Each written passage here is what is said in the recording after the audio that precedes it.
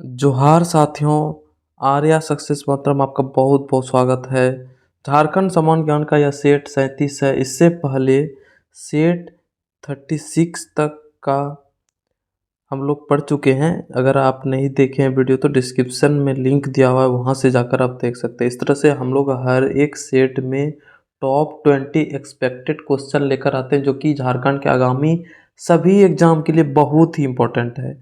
यह जो सेशन है जेपीएससी, जेएसएससी, सीजीएल यानी सचिवालय, दरोगा, एक्साइज पुलिस, जेटेट, झारखंड कक्षपाल, वनरक्षी, Jharkhand police, Jharkhand radio operator और भी जितने भी झारखंड के आगामी एग्ज़ाम है, सभी एग्ज़ाम के लिए बहुत ही महत्वपूर्ण है, क्योंकि सारे क्वेश्चन चुन चुन कर लाया जाता है। शुरू करते हैं आज का सेशन, जो कि सेट 37 है। इसमें टॉप 20 क्वेश्चन एक्सपेक्टेड क्वेश्चन है। तो चलिए शुरू करते हैं पहला क्वेश्चन से। तो पहला क्वेश्चन कह रहा है कि किस विद्रोह को मुल्की यानी मातृभूमि की लड़ाई या मिल्की यानी जमीन की लड़ाई भी कहा जाता है। यानी कौन सा ऐसा विद्रोह है जिसको मुल्की या फिर मिल्की, मुल्की मतलब होता है मातृभूमि की लड़ाई, मिल्की यानी जमीन की लड़ाई कहा जाता है। तो इसका आंसर होगा सरदारी लड़ाई। सरदारी लड़ाई को ही क्या कहता है, जमीन की लड़ाई या नहीं तो मातृभूमि की लड़ाई कहा जाता है।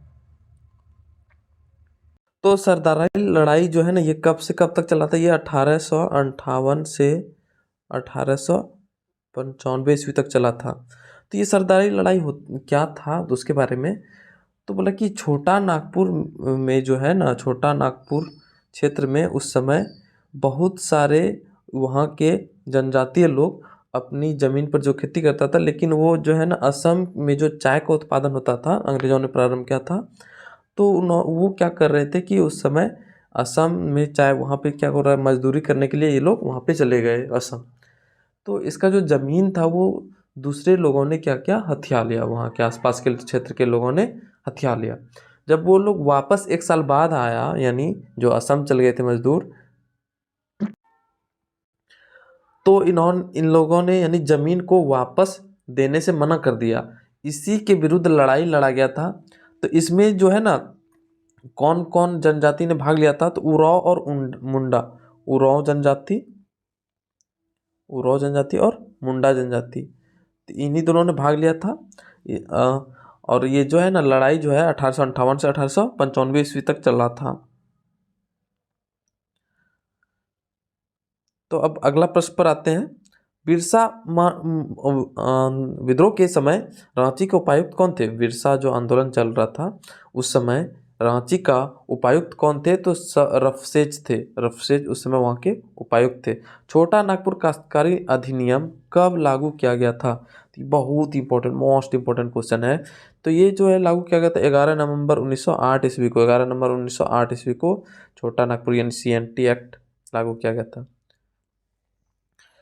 चौथा प्रश्न है कि किस आंदोलन की शुरुआत चिंगरी नावा टोली यानी गुमला से हुई थी? याद रखना है, चिंगरी नावा टोली यानी जो कि गुमला में, वहाँ से स्टार्ट हुआ था। तो ताना भगत आंदोलन, ताना भगत आंदोलन गुमला से प्रारंभ हुआ था। चौथा प्रश्न कि किस आंदोलन में हिंसा को संघर्ष के अमोघ अस्त्र के रूप में स्वीकार किया गया था? तो किस आंदोलन में अहिंसा को यानी संघर्ष के अमोघ अस्त्र के रूप में स्वीकार किया गया था? तो ताना भगत आंदोलन, ताना भगत आंदोलन में ये कब स्टार्ट हुआ था? तो 1914 में। अगला प्रश्न है कि मांडर क्षेत्र में ताना भगत आंदोलन का नेतृत्व किसने किया था? मांडर क्षेत्र में बोला कि ताना भगत आंदोलन का नेतृत्व किसने किया था? तो शिबू भगत ने, शिबू भगत ने मांडर क्षेत्र में ताना भगत आंदोलन का नेतृत्व किया था। ये मांडर क्षेत्र जो है ये रांची जिला में अंतर्गत आता है। गांव है मांडर गांव, तो ये रांची जिला के अंतर्गत आता है। ठीक, मांडर यानी क्षेत्र यानी रांची जिला में बोल रहा है कि मांडर क्षेत्र में जो था ताना भगत आंदोलन का नेतृत्व किसने किया था? तो शिबू भगत ने। अगले प्रश्न पर आते हैं, घाघरा क्षेत्र में ताना भगत आंदोलन का नेतृत्व किसने किया था? तो घाघरा क्षेत्र जो है ये गुमला के अंतर्गत आता है। गुमला यानी गुमला क्षेत्र में, घाघरा क्षेत्र, गुमला जिला का घाघरा क्षेत्र में ताना भगत आंदोलन का नेतृत्व किसने किया था? तो बलराम भगत ने किया था, बलराम भगत ने। अगले प्रश्न पर 1899 से 1900 ईस्वी की मुंडा क्रांति का नेता कौन था? तो बिरसा मुंडा। बिरसा मुंडा 1899 से 1900 के ईस्वी की जो चला था मुंडा यानी उलगुलान, तो मुंडा क्रांति का नेता कौन था? बिरसा मुंडा। तो बिरसा मुंडा की मृत्यु कब हो गई थी? 1900 ईस्वी में। कहाँ हुआ था? रांची के जेल में। रांची के जेल में और किस बीमारी से हुआ था? हैजा से, यानी हैजा से बिरसा मुंडा की मृत्यु हो गई थी रांची के जेल में 1900 ईस्वी में। नेक्स्ट है बिशुनपुर क्षेत्र में ताना भगत आंदोलन का नेतृत्व किसने किया था?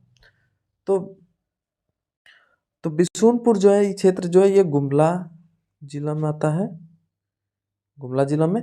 तो यहाँ पे ताना भगत आंदोलन का नेतृत्व किसने किया था? भिखू भगत ने। भिखू भगत ने बिशुनपुर क्षेत्र में ताना भगत आंदोलन का नेतृत्व किया था। अगला प्रश्न पर आते हैं, 10वां नंबर प्रश्न है कि मुंडा उलगुलान का तत्कालीन कारण क्या था? उस समय मुंडा उलगुलान जो हुआ था उसका तात्कालिक कारण क्या था? 1800 यानी ये पहले तो उलगुलान विद्रोह हुआ था कब से? 1895 से लेकर 1900 ईस्वी तक चला था। और 1900 ईस्वी में ही क्या हुआ कि बिरसा मुंडा का मृत्यु हो गया, तो उसके बाद ये धीरे धीरे खत्म हो गया ये आंदोलन। तो 1894 ईस्वी का जो वन सुरक्षा कानून जो बना था उसी के विरुद्ध में 1895 में उलगुलान विद्रोह प्रारंभ हो गया था। अगला प्रश्न 11वां नंबर की सबसे बड़े बड़ा भूम और घाटशिला के चुआरों ने किस वर्ष विद्रोह किया था? तो ये आंसर होगा 1769 ईस्वी। 1769 ईस्वी में घाटशिला, बड़ा भूम, इस समय चुआरों ने विद्रोह प्रारंभ किया था 1769 ईस्वी में। 12वां प्रश्न की कौन प्रथम व्यक्ति थे जिन्होंने झारखंड में प्राचीन राज्य निर्माण की प्रक्रिया शुरू की थी? तो ये आंसर इसका क्या हो जाएगा? रीसा मुंडा। रीसा मुंडा ने ही रिया मुंडा, कहीं कहीं रिया मुंडा भी लिखा रहता है, रिया मुंडा, ठीक, रीसा मुंडा या फिर रिया मुंडा। तो यानी क्या होगा कि प्रथम व्यक्ति थे जिन्होंने झारखंड में प्राचीन राज्य निर्माण की प्रक्रिया शुरू की थी। 13वां प्रश्न है कि किस विद्रोह के दमन हेतु लेफ्टिनेंट फोर्बिस और लेफ्टिनेंट गुडियार को भेजा गया था? तो चुआर विद्रोह को दबाने के लिए यानी दमन करने के लिए ही लेफ्टिनेंट फोर्बिस और लेफ्टिनेंट गुडियार को भेजा गया था। 14वां प्रश्न है कि रीसा मुंडा ने किसे मुंडाओं का शासक चुना था? तो सुतिया पाहन को ही जो है ना मुंडाओं का शासक चुना था रीसा मुंडा ने। अगला प्रश्न है कि 15वां प्रश्न, झारखंड में क्रोमाइट और मैग्नीज का प्रमुख उत्पादक जिला कौन सा है? क्रोमाइट और मैग्नीज का प्रमुख उत्पादक जिला कौन है? पश्चिम सिंहभूम। पश्चिम सिंहभूम में सबसे ज़्यादा मैग्नीज और क्रोमाइट का उत्पादन किया जाता है। राज्य में संचित जल भंडार कितने लाख क्यूबिक मीटर है? तो 26,162 cubic metre total lakh cubic metre राज्य में संचित जल भंडार है।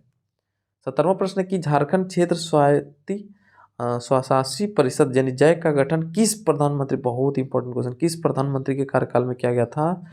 तो पीवी नरसिम्हा राव के टाइम में। कब इसका गठन हुआ है? अगस्त 1995 में। अगस्त 1995 में हुआ है जैक का गठन। झारखंड क्षेत्र यानी स्वशासी परिषद। अगला प्रश्न पर आता 18वां, राज्य में कितने लाख क्यूबिक मीटर जल भूमिगत जल के रूप में है? वहाँ पे तो संचित था, टोटल संचित, लेकिन यहाँ पे बोला कि भूमिगत जल के रूप में है, तो 49,924 लाख क्यूबिक मीटर। 19वां प्रश्न की झारखंड क्षेत्र स्वशासी परिषद यानी जैक और उसकी अंतरिम कार्यकारी परिषद कब अस्तित्व में आई थी? तो 9 अगस्त 1995 को। ये एग्जाम में पूछा गया है क्वेश्चन है, 9 अगस्त 1995 ईस्वी को यानी इसका अंतरिम कार्यकारी परिषद अस्तित्व में आया था। 20वां और अंतिम प्रश्न है कि राज्य में कितने नदी बेसिन है? यानी झारखंड राज्य में कुल कितने नदी बेसिन है? तो 7 नदी बेसिन की संख्या कितनी है? 7 है। ये था टॉप 20 क्वेश्चन जो कि आगामी झारखंड के सभी एग्जाम के लिए बहुत ही महत्वपूर्ण है। वीडियो के लास्ट तक बने रहने के लिए आपका बहुत बहुत धन्यवाद। फिर से नए वीडियो के साथ फिर हाजिर होंगे, तब तक के लिए मुस्कुराते रहिए। जय हिंद।